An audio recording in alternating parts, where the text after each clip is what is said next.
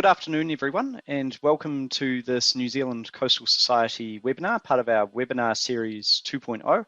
My name's Colin Whitaker, and I'll be briefly introducing the speakers of today's webinar, and I'll be helping guide us through some questions afterwards.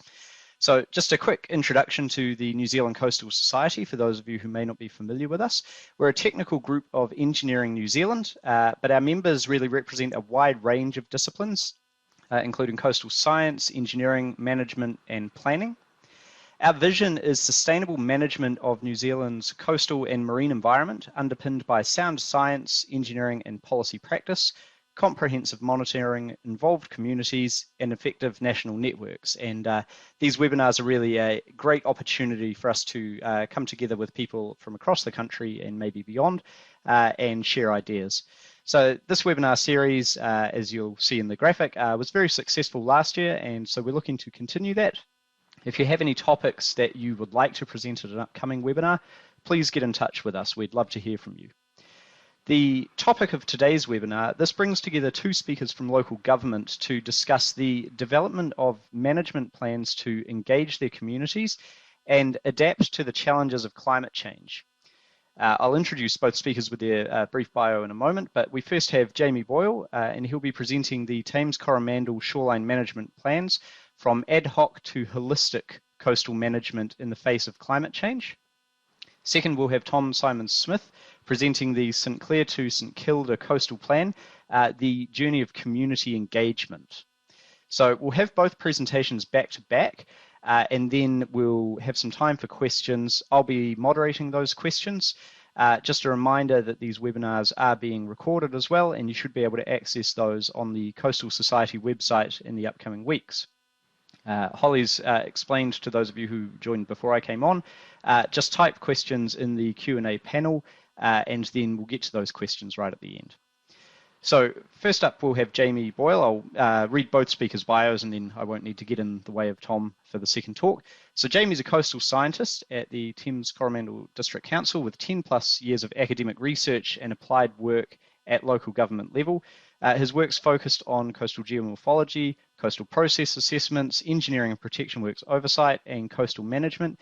And he's currently on the project team implementing TCDC's shoreline management plans. And he's drawing upon a wealth of knowledge to provide technical guidance and direction on this keystone project. Jamie holds a Bachelor of Science degree in Geography and a Master of Science degree in Coastal Geomorphology. Tom Symonds-Smith, our second speaker for the day, is a coastal geomorphologist, and he's a coastal specialist at Dunedin City Council. Tom's very passionate about nature-based hazard management and the facilitation of fair and diverse engagement practice in the climate adaptation planning space. Tom leads Dunedin City Council's first coastal adaptation planning project, which he'll be speaking about in this webinar, and supports the council more generally in planning for and managing the effects of coastal hazards and climate change. So it's now my pleasure to hand over to Jamie for the first of today's two webinars, and I'll see you all later with some questions. Thanks very much.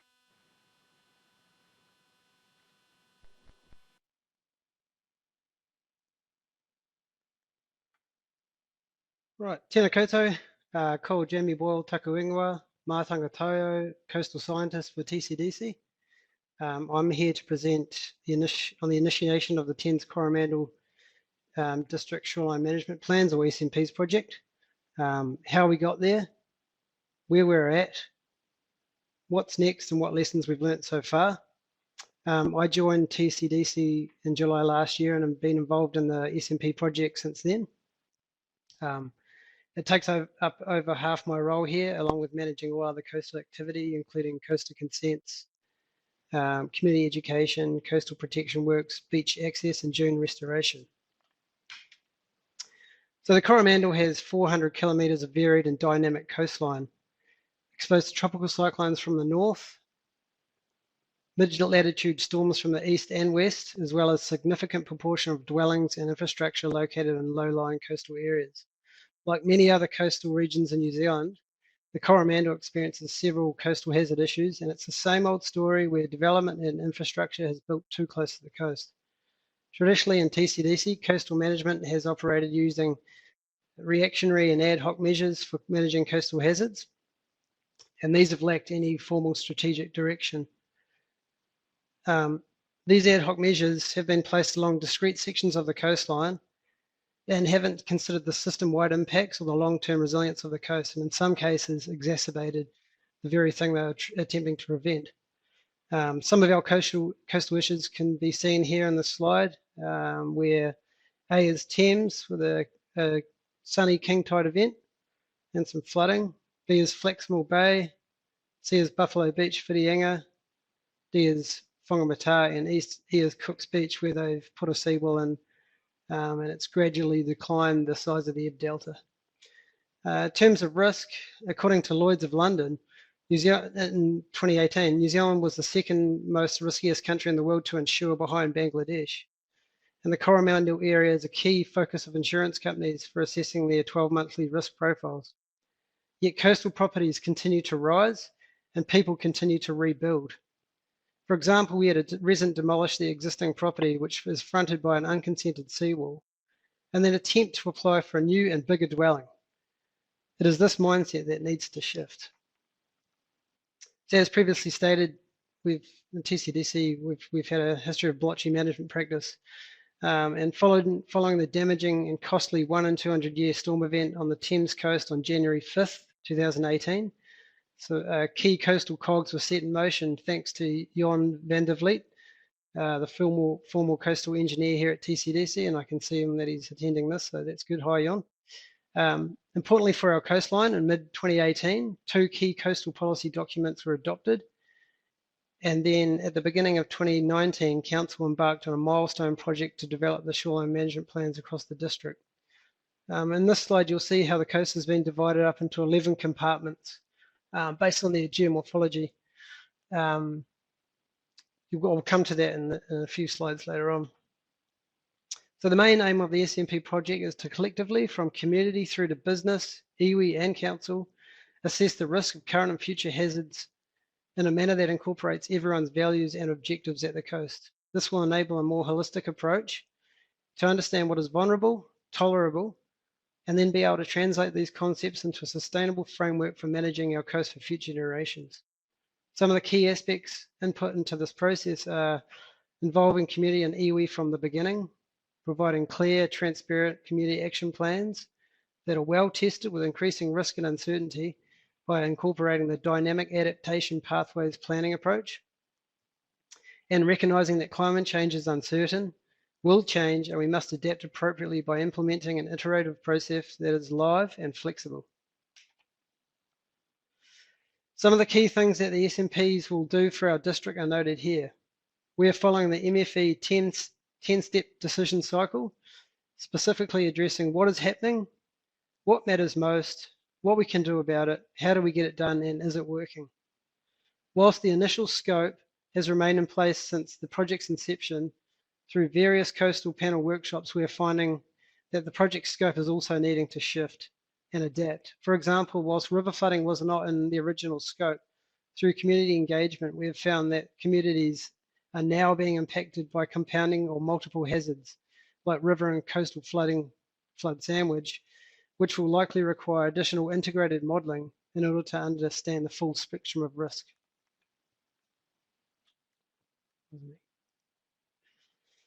This is the SMP governance framework setup. Along with the TCDC Mayor, we have the Parahauriki Collective, made up of 12 recognised iwi to the Thames Coromandel District. And together these 2 agencies chair the SMP committee. And the committee is also made up of 3 elected reps. Sitting between the committee and the 4 coastal panels is the technical advisory group. This is including senior officers from TCDC, Waikato Regional Council, and key stakeholders such as Waka Kotahi and DOC. And they're there to review technical information, provide advice and guidance on best practice. And then we have the 4 coastal panels, and these are made up of community board members, local citizens, community group members, and business owner. These coastal panels are the engine room for the SMPs, and will be creating community action plans as recommended planning tools for coastal hazard risk mitigation. So here is the overview of our workshop program. We've we've split these over about 11 workshops, although this is becoming a little more flexible lately. And so far we've completed workshops 1 to 4. One of the key workshops that I've found was workshop 2, where we did the site visits. They were useful because they provided some real context for the panel members to the current issues experienced in TCDC. We went to one beach, and one of the panel members had a batch there, and he valued that beach very highly. And so they, in order to protect access to the road, they placed some rock and grassed it to stop the erosion from on that road access. And whilst we were there, we were able to explain that while this is a nice short-term option, with sea level rise, the beach is likely to want to translate inland, and therefore you're going to lose your road access. So one cheap and nasty option I explained to them would be to continue protecting the shoreline, but then you're going to have ongoing maintenance costs, consenting issues, and then ultimately you're likely going to lose the very thing that you valued, which is the beach.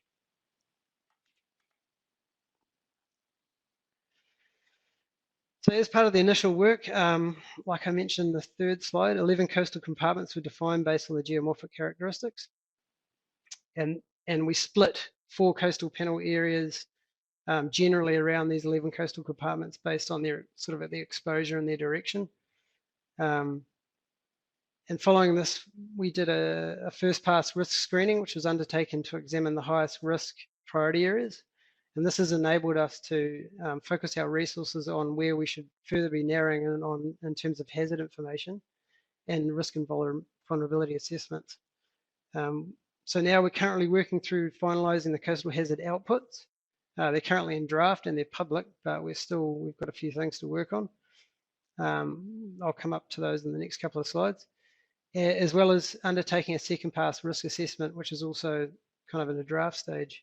This is a high-level assessment incorporating the exposure, vulnerability, and consequences of assets, environment, and communities to the hazards.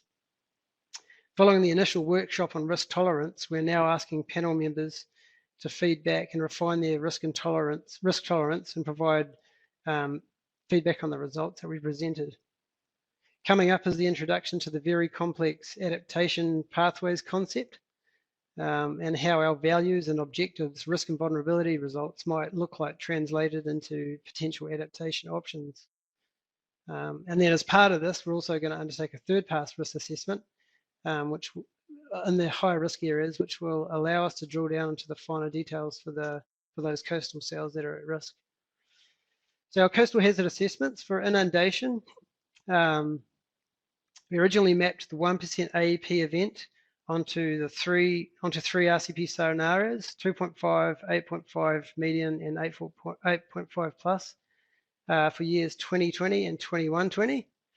While this information has provided a good snapshot of what the inundation risk looks like over 100 years, and for the 2 timeframes, it is less useful for understanding what gradual risk profile looks like and how we can communicate uncertainty. And so then following a peer review process and conversations with panel members, the approach has changed as indicated in the stage 2 modelling bullet point. We were now looking to map the 1% and the 5% AEP events, and these will be done incrementally at 0.2 metres up to 1.4 metres. So then we can assign timeframes and the RCP scenarios to these extents, and this will allow a clearer understanding on when and what scale of flooding we can appropriately plan for. The reason for mapping the 5% AEP event is twofold. So firstly, it allows us a better understanding on how and when smaller and more frequent events will occur. And secondly, at 5% AEP event damage, insurance companies will likely completely pull out of it and insurance will not be available. So I think this risk transparency is integral for communicating the interplay of financial risks and versus physical risk. For coastal erosion, modelling was done based on storm bite and using a 1% AEP event. These erosion extents were combined probabilistically using the RPC scenarios for years 2020, 2040, 2070, and 2120. And again, through the peer review process, it was highlighted that this approach is probably okay in the short term because the RCP scenarios don't diverge significantly over the next, say, 20 to 50 years. But then it's less useful when applying the DAP process over the longer term. Firstly, because the widening uncertainty with sea level projections is in the long term, combining probabilistically does not account for the transparency of this uncertainty, and it inadvertently creates more certainty where it shouldn't. All four scenarios have the possibility of occurring, and the guidance recommends us to provide these with an envelope of plausibility. Secondly, the combined approach provides a best estimate and may run into the issue of developing pathway options that are either too late or too early. And it doesn't allow for appropriate and clear stress testing of our options, policies, and engineering designs. So now we're working towards stage 2 modelling. With the approach, the 1% AEP event is going to be mapped individually on all 4 scenarios, and this will be done for the timeframes 2070 and 2120.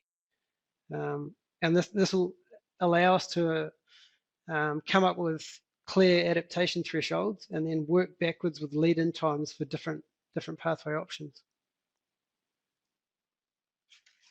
So following our 2020 summer survey and some of the open days values and workshop values, we came up with a mind map. I guess it's pretty generic around, if you think about surveys that have been done in the past on the coast, it's your natural theme, your beach theme, your access theme, your environment things that sort of stand out as pretty highly valued things.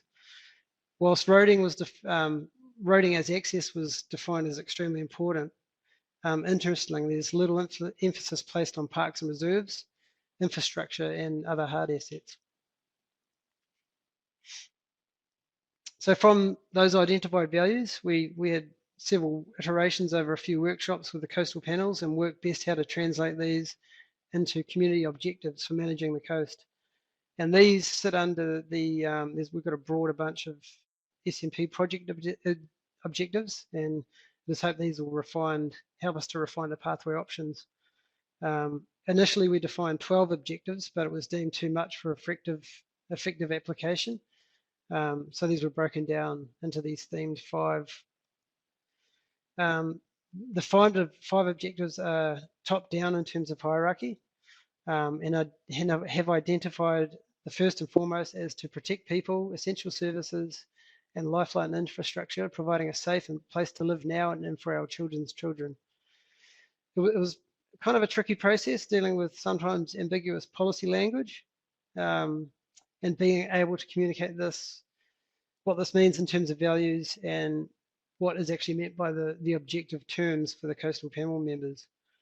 We often had questions on what things actually meant and how we would actually, and how the values are actually translated. So I feel we've done a fairly substantial amount of community engagement, although I know Tom has done a fair amount more than we have, which you'll obviously see coming up. We've undertaken 8 initial community open days, online surveys, 20 coastal panel workshops, 12 hazard community open days, and the usual council communication methods. We found the presentation of the hazard maps at the open days made people very aware of the real risk that is on our doorsteps, and it allowed for more engaged dialogue and conversations considering the risk and mitigation work ahead. It was just a great place to interact with people and have some meaningful conversations that they could clearly understand what the hazard issues meant, and it also gave them quite a lot of reassurance about the overall shoreline management process in general. However, is this enough? With the panels set up to promote for the inclusion of all walks of life, there is a lack of female, youth, and non-Pakeha representation. When considering the need to incorporate the wider community values and objectives for adapting to climate change, the question is how far and how wide should engagement look? Will we need to engage continuously, more widely, and more diversely? Probably yes.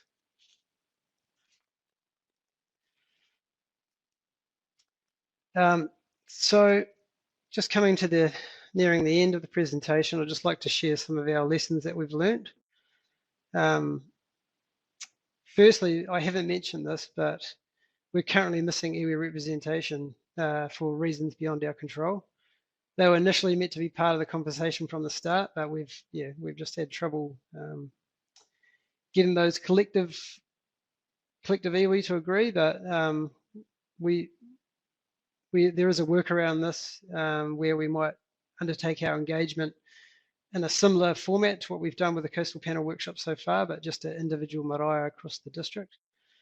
However, the panel members see this as a really big risk, in that there's potential for, once these plans are developed, they could be scrapped, altered, or paused until iwi are on board and satisfied. Another consideration is the consenting aspect of any adaptation options. So how can this process be made easier is a thing we've heard numerous times from both the Open Days and the panel members. Who pays? So the case for a large protection option along the Thames coast. TCDC has a small rate space, so with an ageing population, is targeted rates for these large projects sustainable? We do hold some hope that the new Climate Change Act will address these issues. And we've sort of bandied about the idea of a global consent in a specific area. So if you have an action plan that requires multiple options, you might be able to apply for one consent with embedded consents within that. So it's wrapped up in one process rather than drawing everything out over multiple years. And there's also the need to focus more on the environmental impacts and long-term sustainability. So specifically how shorelines and coastal ecosystems like wetlands, salt marsh and shingle ridges can migrate with sea level rise, especially in areas where these are backed by hard structures like roads and buildings. How do we let these natural areas move and adapt? And there's also the massive elephant in the room, that's managed retreat. As outlined by numerous academics and researchers, this option needs to be moved up to the top of the list as a strategic best option. Notwithstanding the outcomes of the RMA reform, is this possible? Who funds this, and how and for who? Do we have the potential to shift the wider community mindset in this direction? Maybe, perhaps. There's a golf course on the Coromandel where in this image you'll see that there's 2 golf holes at risk from erosion at a spit. So the golf course is built on a spit. The first thing we said when we turned up was, why don't you just move the holes? And the answer was, no way. Similarly, we have a public facility that operates some sailing events where the shoreline is about 15 meters from the facility, and the initial response in seeing the problem was, well, why don't we just shift the facility? And again, significant pushback. So although these assets are dear to a lot of people's hearts, they're full-scale retreat options. So the question is begging, if we're not willing to shift a couple of golf holes or a public facility, how do we expect whole towns to move? Also, we have the insurance problem. It is known that insurance companies will likely begin to retreat at 2% AEP, and it is expected that at 5% AEP, insurance companies will become insurance will be completely unavailable. If we have a Christchurch earthquake event within the next 6 years, it is likely New Zealand insurance companies will not have the funding to cover the insurance. So this aspect of the development of these SMPs needs to be proactive and preempt the risk to future property owners. And lastly and quickly, we're working through how these community action plans might be integrated into the district plan. One option we are considering is implementing them as special purpose provisions as a plan change option. And these will be spatially specific, so the action plan we develop will be tied to an area, and it's hoped that those adaptation options that are recommended will tie into tie into the action plan as a provision and possibly into LIMS or others, depending on the detail. We're sort of just still working through that as an initial stage. So while the issue of climate change is and increasing coastal hazard risk is complex and demanding, I'm really positive that there are enough professionals like yourselves working in this space that we'll get it right, even if our feet get a little wet first. Ngā mihi nui, and thank you for your time.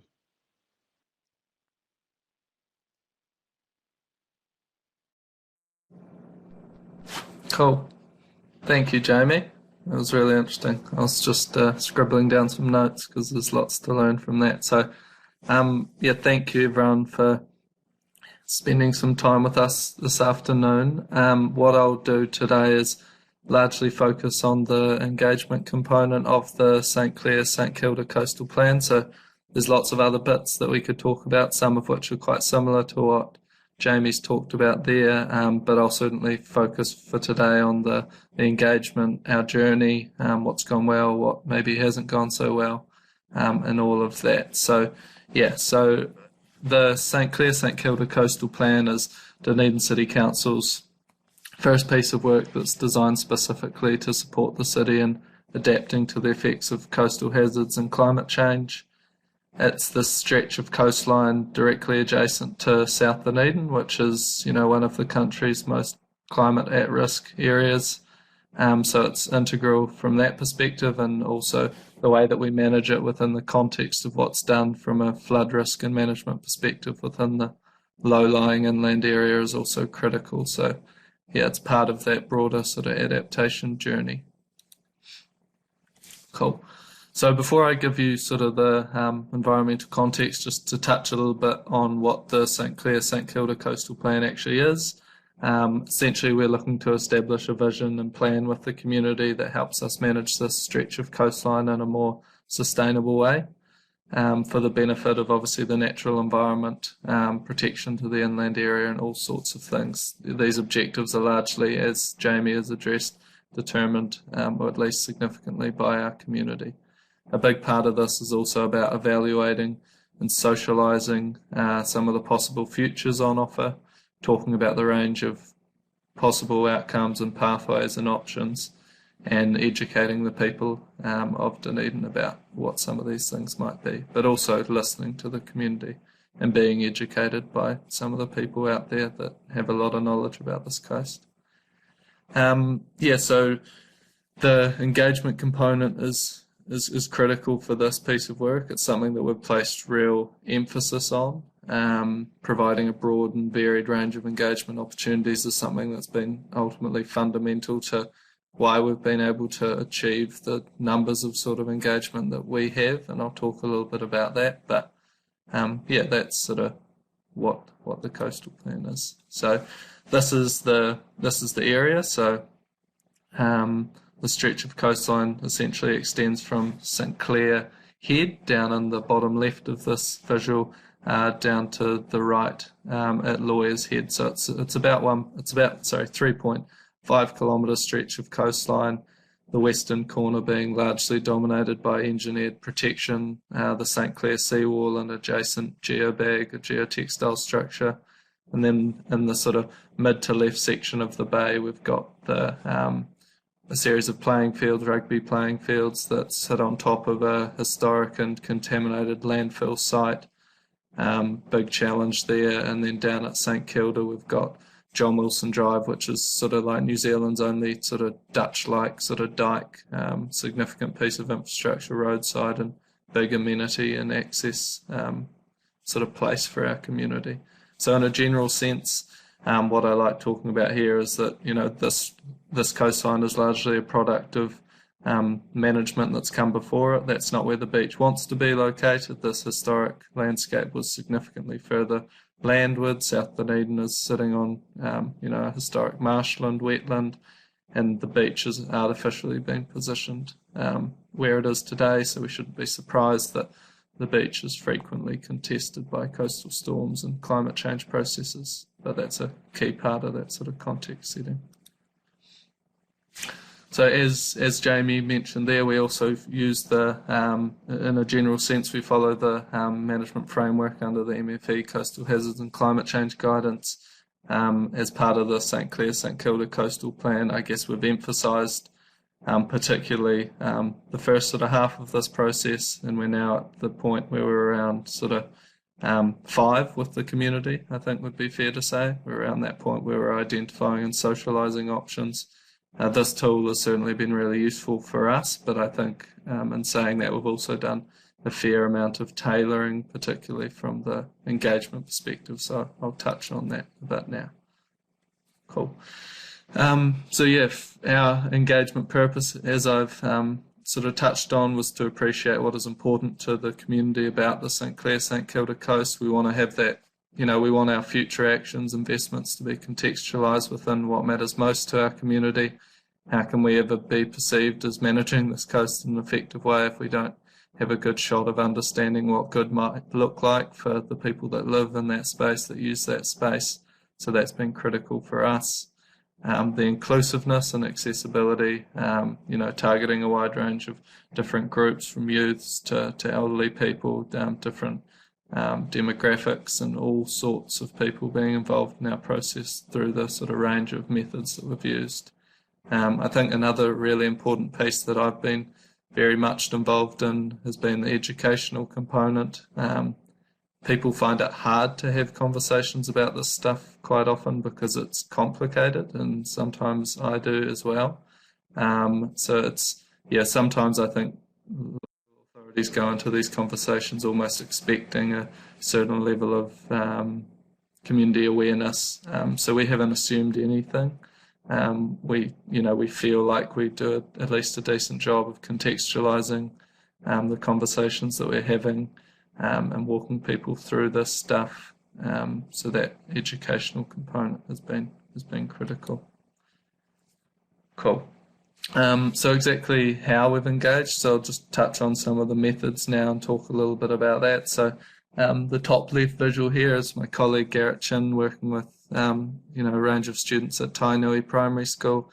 Myself and him were at the school for a day. We spoke with over 150 young kids.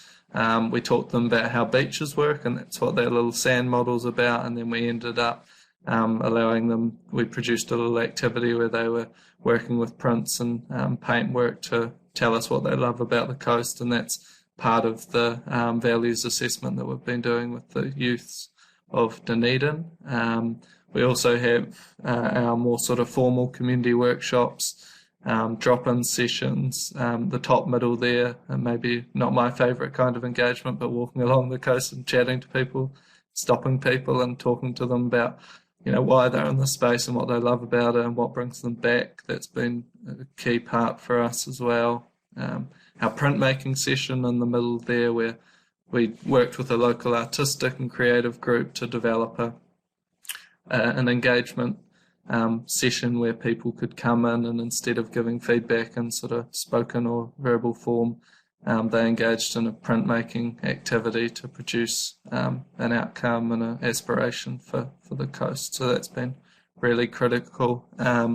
Probably the last one I would mention here has been we've done this all in a COVID environment, which we're pretty proud of. So our online engagement's been really critical. So our ideas walls and surveys and feedback forms online, which we've done quite a lot of work to make sure they're interactive and interesting. Those have been drawing in a lot of people too. So I guess to give you a little bit of the numbers, we've had feedback from just shy of 2,000 people now through our process, hosted about 24 community workshops on the coastal plan, about 12 community drop-in sessions, stakeholder sessions, sort of beyond count, upwards of 50, always in the evening, always at the space where the stakeholder is, wanting to meet, normally their club room. So there's been a lot of that sort of going to them sort of stuff, which has been critical and core for us. So that's been a big part of it. And then obviously our schools engagement through Enviro schools and similar things has been important too. So what I'll show here, just to preface it, is a short video that local team helped us put together on one of our engagement activities. So this is a video of one of our printmaking sessions. So it's just about a minute 40. I love the plants that grow on and around the beach because they provide shade and are fun to be around. I love the wildlife that live there, and on the rare occasion that I see them, so fun to watch them play in the sun. Gone are the days when we just relied on a scientist to solve problems for the future. Now we're wanting to bring all minds together to solve problems, because yesterday's answers don't solve tomorrow's problems.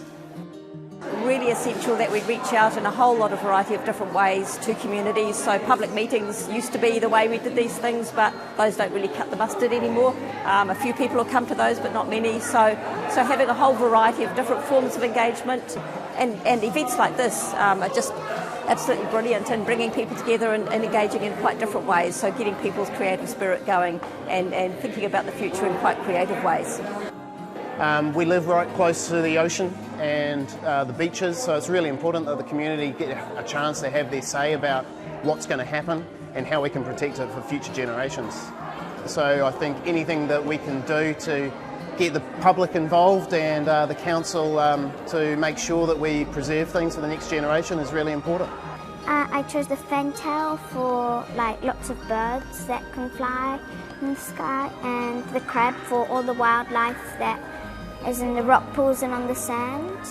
And this here is my vegetation.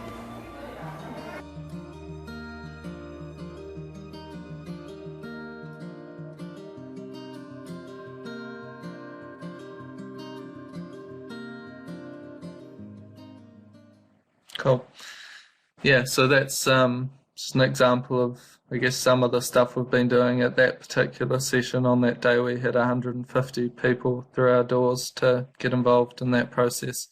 We partnered with another group on that day which supports the numbers and things, and I think that's one of the pieces of advice I would give is, as a local authority, it's sometimes difficult to encourage involvement. At least for Dunedin City Council, it has been. So, we partnered with the Aquavan on that from Marine Science School, and that supported both our event and theirs. So, pretty special event on that day. Cool. So, like what Jamie sort of shared earlier, this is just a sort of very brief sort of snapshot of the overarching community values that we've been drawing out from our process, and then around the outside some of the sort of key concerns relating to the different coastal units. So we broke the coast into St Clair, Middle Beach and St Kilda for the purposes of the management plan exercise.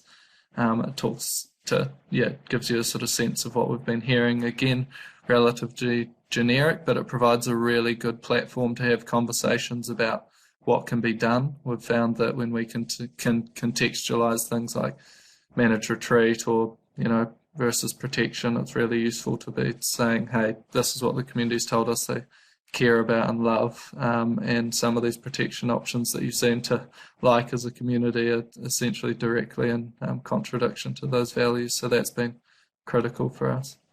I've sort of touched on this, just some of the engagement sessions, but this is sort of going forwards, our workshops. It's somewhat irrelevant now because we've kind of just finished this in the last week or so. It's our online stuff. If you want to give feedback on this as an individual, I suggest you go on the St Clair, St Kilda Coastal Plan website and go complete our survey. You're more than welcome to.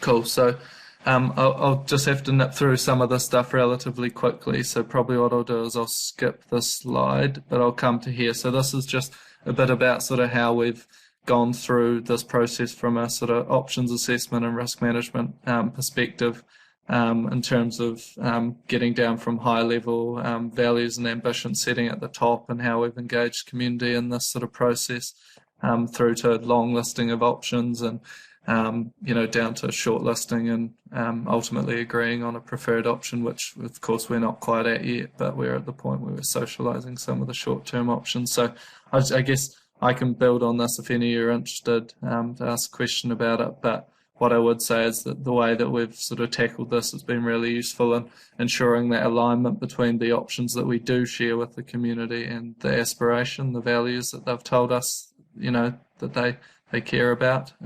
This has allowed us to focus the engagement options on that best align with the feedback, rather than providing an exhaustive list of options that set a false expectation for what could be done. I think that's been critical for us. Yes, you want to be open, but you also want to be honest and don't sort of set yourselves up to fail or you know, be unrealistic about what could be done. And then the transparency with the community has been critical too. So what I sort of want to end on here is just sort of bait you in, hopefully, to going to our website and checking it out, seeing the full set of visuals on the St Clair St Kilda Coastal Plan, which the WSP team, who I should have mentioned earlier, who has been supporting us on this project, have done a great job in pulling together for us and supporting our engagement process as well. But through this, yeah, we've been socialising options, as you see down the bottom here, and on this next slide, options that relate to shoreline retreat.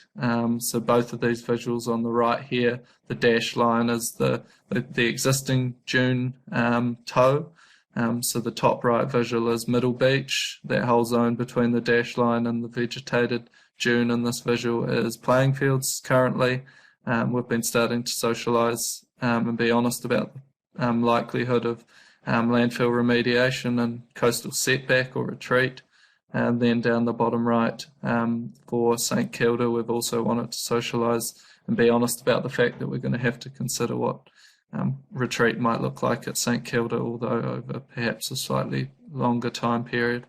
What I would say in relation to Middle Beach and the conversations around retreat, because people I know are interested in that sort of stuff, is that the rugby club has been well aware of the possibility of change for, you know, many years.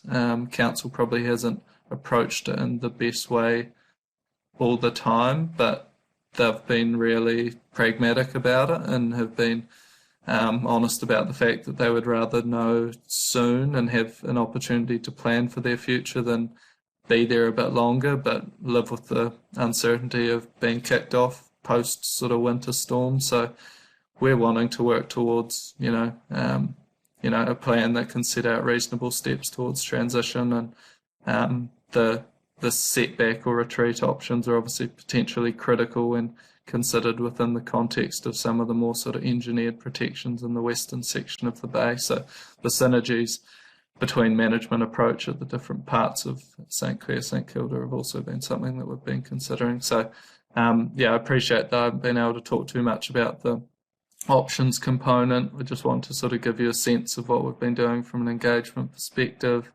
But thanks a lot, and look forward to answering some questions with Jamie now.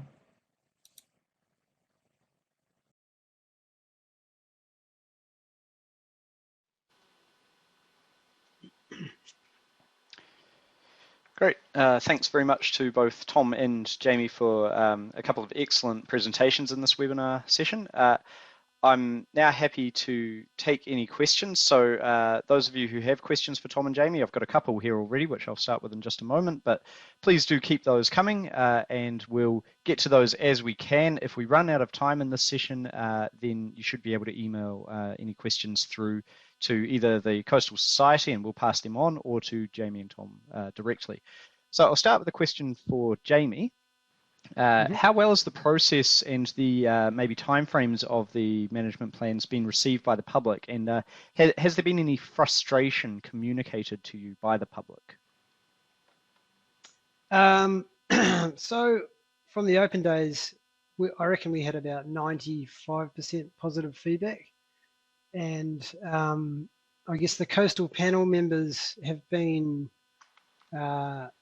a little gun shy at the start, but now we're getting through the process, and we're understanding what's involved, and they're really starting to buy into it. So I'd say on the whole, it's been really positive.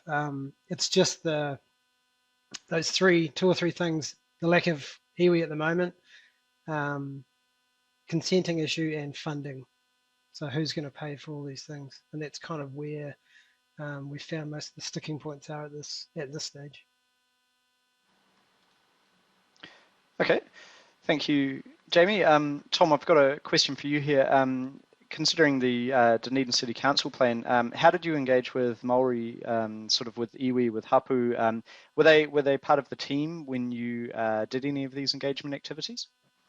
Yeah, so I'm happy to talk to that. I guess similar to Jamie in some respects, is it's a bit of it's one of the big things that I would have hoped could have been slightly different. So we engaged with Otako, which is Runaka for St Clair, St Kilda, very early in the process, about 2 years ago, when WSP also started out with us. So that was in the sort of pre-planning phase, and they were excited to be involved so early. And we work with the mandated representative of that Runaka early in that process in the review of our engagement plan and approach to this, production of a cultural narrative. But over the last 6 months, that person has departed, and it's been sort of a little bit lost from their side, and it's ultimately a capacity challenge on their end. So, the door never closes. Would have liked for a bit more continuity, but it's been there, just not as consistent as I guess we would have hoped for. Yeah. Okay. And another question for Tom, and I apologise to the person asking this. I'll try to paraphrase it down a bit because it's a very long question.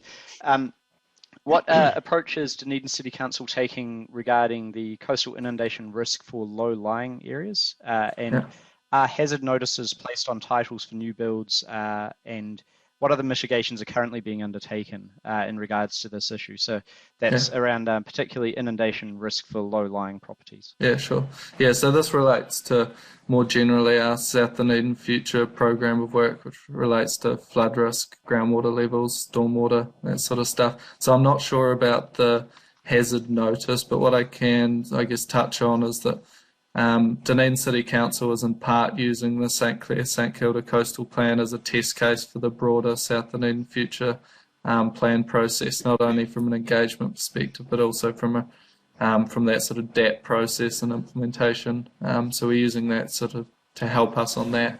From a mitigation option perspective, Council's hasn't made calls on, whether it's bigger pipes or green spaces or retreat or whatever that might look like. I'm part of the Three Waters team at Dunedin City Council, and there's a broader piece of system planning going on that's sort of contributing to that. But my best guess would be that engagement on that broader exercise and more public notice around hazard mitigation in that low area is likely to happen and, kickstart the next 18 months or so. But yeah, that's about all I know. Okay. Thank you, Tom. And this applies to the question just asked and all the questions really. If you feel like there's a follow-on from your question, please feel free to type that as well, and we'll try to get to it if time permits. My next question is for both of you, really. So Jamie, we'll go to you first. How important do you think ongoing engagement, and I assume that's primarily community engagement, is for the implementation of these plans? So Jamie, maybe if you speak to this first, and then we can pivot to Tom.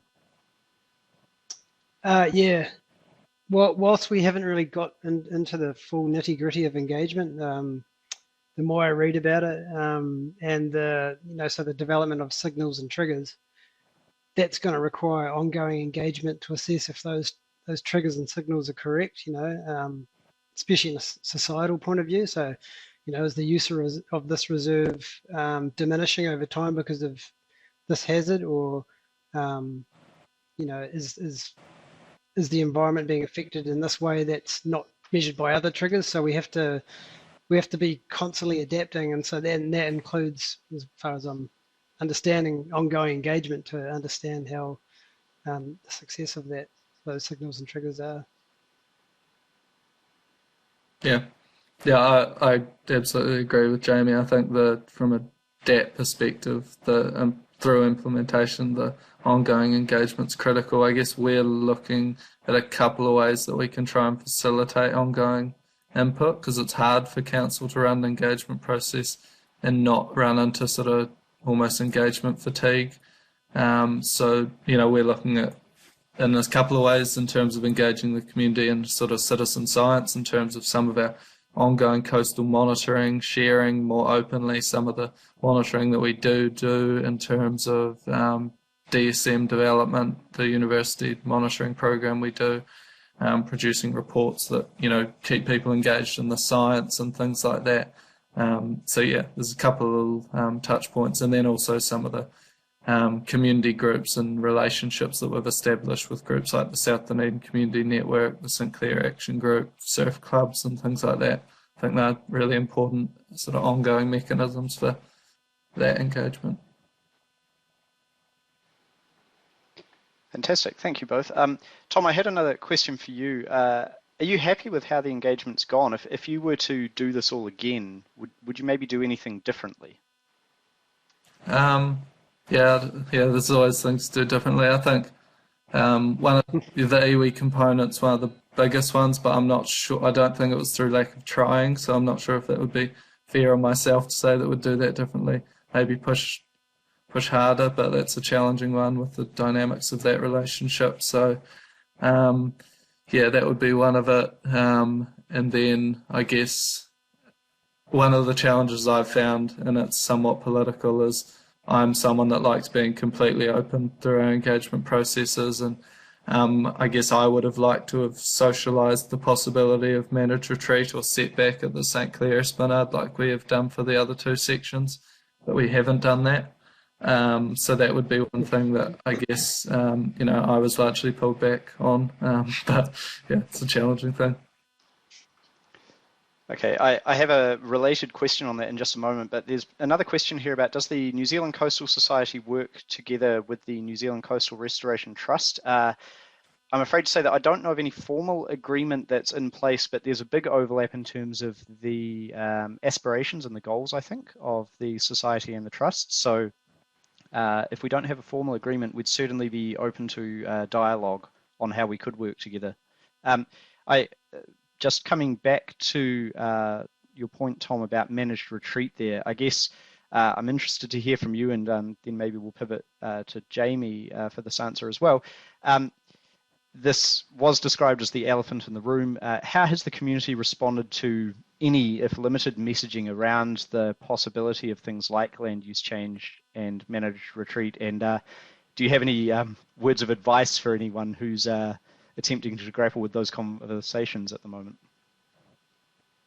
Yeah, I can go first if you like. So, yeah, I guess the words of advice is frame it within the benefits. The way that we frame the possibility of setback and managed retreat for the St Clair, St Kilda coast is in the opportunity that might come in terms of establishment of, you know, pre-European and re-establishment of natural landscapes and improved access and all the stuff that comes with it, but also be honest about, if you don't do it, what are the likely outcomes, and if you don't do it, protections, like from an approach level, is the other likely sort of high level option, right? And for at least for the landfill at Middle Beach, if we're to protect it and chuck up walls in front of it, it's pretty obvious what's going to happen in time, and that's degradation of that beach environment and loss of accessibility, reduction in the amount of you know, wildlife activity and ecological value of that space. So yeah, try and frame it within the context of, if you don't do it, what are the other options, and also be honest about the benefits, I think. And then how the community is, yeah, we've been lucky. In the context of our managed retreat and setback discussions, private ownership is a small part of it. And largely we're talking about the repurposing of recreational spaces, playing fields, parks, reserves. So we're lucky in that case, but people have been very open to talking about it and have, in a general sense, taken it on board in a positive way. Great, thanks Tom. And Jamie, same question, maybe slightly more heated and challenging conversations there. Yeah, I completely agree with everything Tom articulated really well. Yeah, for us, what we've found is it really depends on where the people, so that mostly the managed retreat conversation has been within the coastal panels, and it really depends on their mindset and their frame of mind. If they're of an engineering background or mindset, there's no way that managed retreat is really part of their, they're not really allowing that into the conversation as much as the people that value the environment more highly. To them, it's obvious, but then when you've got, you know, the opposite side of that mindset, it's really quite hard. And because there's always that funding issue that constantly comes up as sort of a blocker on that conversation. So it's really, we're kind of waiting for bated breath on this act to sort of help inform the best approaches for managed retreat. And for us, a lot of our communities are, where you do some managed retreat, it is a lot of private property. So there's a lot of invested and emotional ties to that option, I guess. Yep. Two last questions, which we'll try to get to in the remaining minutes of the webinar. They are good questions. Can you comment, and this is a question for both of you, maybe Jamie, if you go first, on the budget and resourcing, and that includes maybe the weighting of internal versus external or consulting resource required for this type of work? Yeah, it's a good question, because I actually had this conversation with someone when I first started here, and they had been involved in shoreline management plans overseas, and one of their recommendations or thoughts about the process was there's quite a bit of scientific evidence and data out there that you can lean on without necessarily having to reinvent the wheel to undertake hazard assessments and things like that. And it really is about engaging with people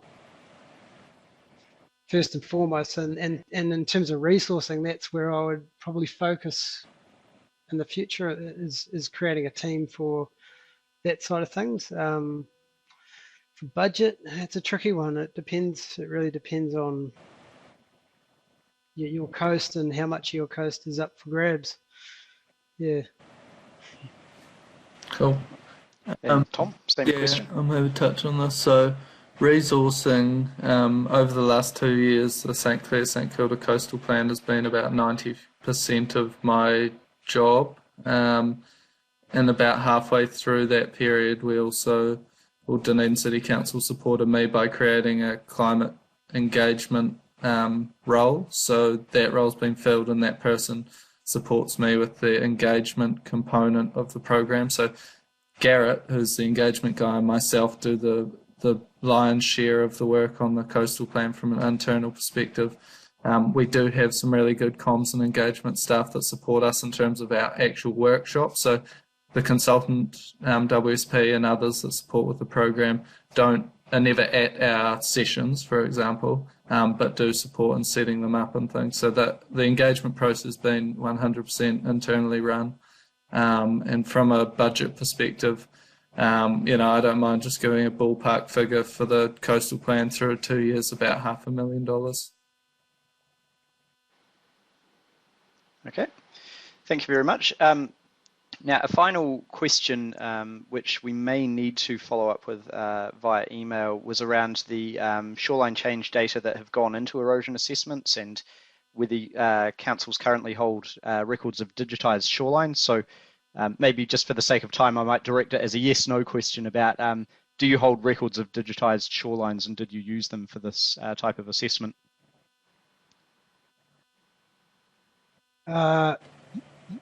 Yeah, sort of, yes. All right, sort of yes. And Tom?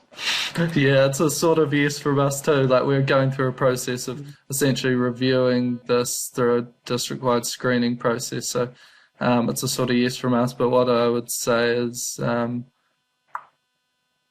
haven't been core to what we've done. So while they are available, it's not been all about risk assessment and lines on maps. For our engagement perspective, we're engaging around direction, framework, values, at a level that is, I guess, has some value in terms of that technical assessment, but hasn't been fundamental.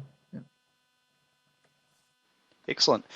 There was also a comment rather than a question, just saying great presentations from you both, which I'd really like to echo. Really appreciate the time that you've taken out, and thank you to everyone for joining us for this New Zealand Coastal Society webinar. It's been great to learn a bit more about the development of these plans, engagement with the community, sharing some of the experiences and challenges on the way. If you are interested in giving a future webinar, please get in touch with the Coastal Society. Apart from that, thank you both for your time, and I'll draw this webinar to a close. Thank you very much. Thank you, everyone. Thanks, everyone.